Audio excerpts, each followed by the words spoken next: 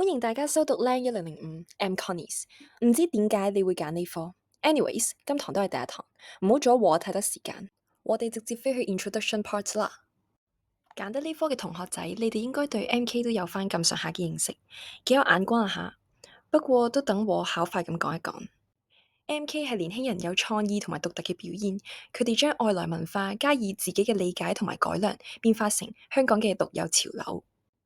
隨住 MK 嘅改變，最近嘅人對 MK 有啲 misunderstanding。MK 已經俾人妖魔化，但其實 MK 係香港獨有嘅文化，香港文化需要被積極保護。咁由呢種文化衍生而嚟嘅 MK 文化，就更加需要被保留，代代薪火相傳。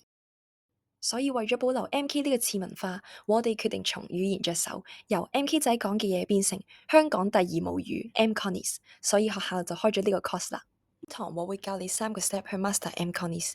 第一個 step 點學，其實而家 MConness 喺Duolingo 都有得學，我海教授同埋忘了愛老師都有份教學，大家可以睇下。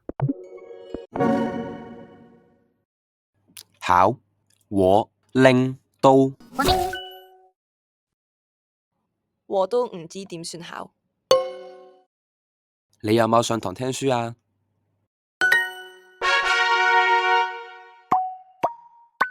啲時間你哋自己開個 app 試下，之後時間交俾忘了愛老師。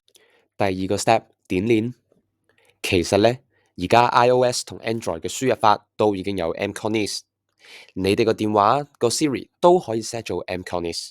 唔考唔開心啦，所以你哋一個二個唔考同我講，返到屋企冇得練。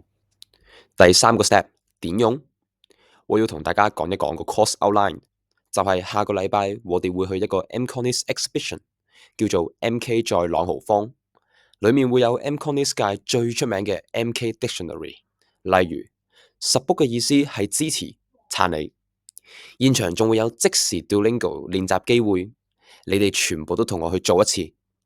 之後仲會有一啲旺角路牌，例如砵蘭街會變咗做北蘭街。去完個 exhibition 之後，會有一張最愛的 MConness 小貼紙作為禮物。